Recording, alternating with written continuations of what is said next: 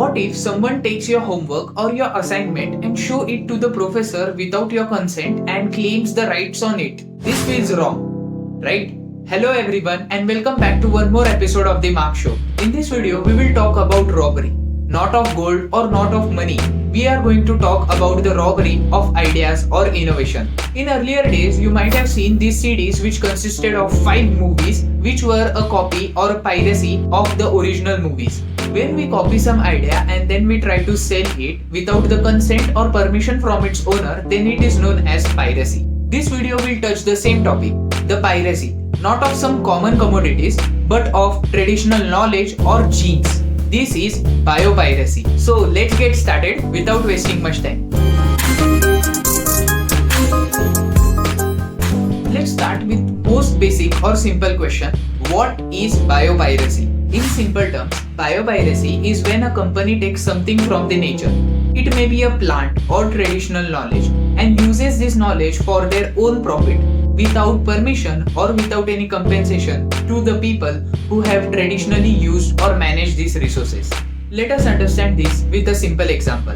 Suppose you are cooking and you have taken lots of efforts to cook a recipe. After all these efforts, your recipe is finally ready. But boom, next day a company comes, tries your recipe and patents or registers this company in their own name. So what does patenting mean? If you have patent of something and if others use that commodity or that idea, they have to pay you some amount of money. So now as your recipe is being patented by the company, whenever someone tries to reciprocate or recreate that dish, the company will be benefits or get profits from it. So in short, the efforts are made by you but the profits would be gained by company. So this scenario resembles biopiracy.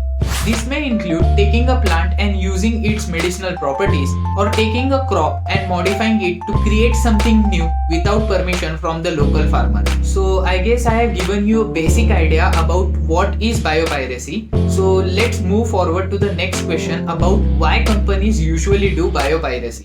Commercialization or making money off the genetic resources is always a booming business.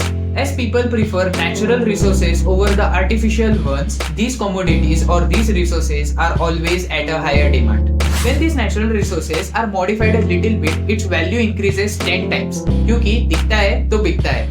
All of us are quite aware that aloe vera has many cosmetic properties.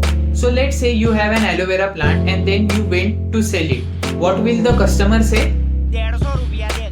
But when you make a commercial product out of it, such as a face wash, then people willingly pay 150 to 200 rupees for that small bottle. So in this way, the company makes large amounts of money from these natural resources or natural genes. So do you think that the company might be paying to those who have found out the cosmetic properties of the aloe vera plant? Absolutely not.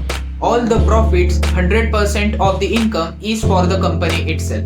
This example is the answer to the question why companies do biopiracy. Let's talk about a few controversial cases. The knowledge which belonged to India but how the foreign countries tried to exploit it or tried to get the patents or rights of this knowledge. One of the most widely cited examples of biopiracy is that of a United States multinational company known as W.R. Grace. In 1994, this company tried to patent one of the most traditional plant of India, that is the neem tree. Yes, you heard it right. This company wanted the rights of the neem tree seed extract and commercialize it as their own product, which was an antifungal spray known as Neemex. The neem tree has been used by the rural Indian farmers for more than 2000 years as insect repellents, soaps and contraceptives. But the most funny part is that this company claimed that their product was a part of a unique invention. This reminded me of one of the scenes of the Koi Mil Gaya movie.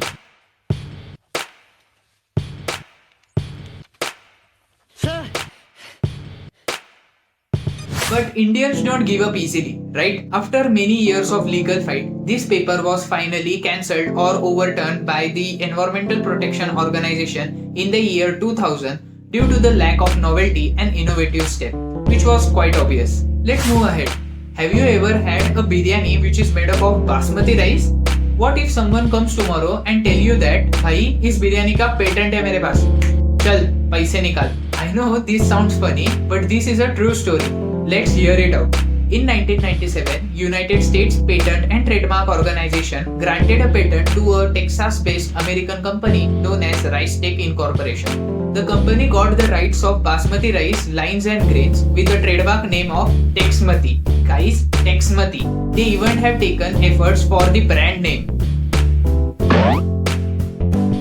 The patent consisted of 20 broad claims on how the rice was being invented. The basmati rice is known to Indians for centuries and centuries. But the funny part is, this company claims that it invented the rice in 1997. Again, we Indians don't give up.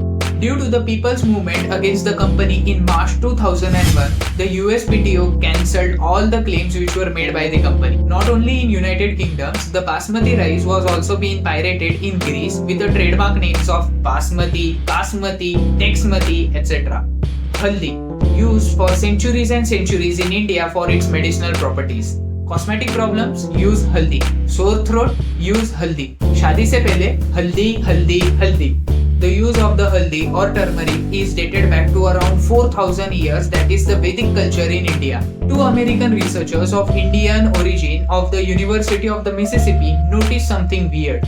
These two researchers put forward a claim against a company which was granted a patent in March 1995. The company claimed that they had discovered the healing properties of haldi. The company was granted a patent for something which we had known for many years, and that has been mentioned in Ayurveda for many centuries. It meant that the company had rights of any product or any medicine which was made from the haldi and were in a position to make millions of dollars. There is a council named as the Council of Scientific and Industrial Research. This council made the USPTO re-examine the patent when they realized that it was a huge mistake and the patent was being cancelled. But why the council approached the USPTO? This was when the Indian scientists shouted off from their rooftops about how we are losing our traditional knowledge to the foreign companies and how these companies are exploiting our ancient healing techniques. This is just a small example of how we are being robbed by these multinational companies. Many things which are being mentioned in our ancient scripture are being pirated by these multinational companies and then sold back to us at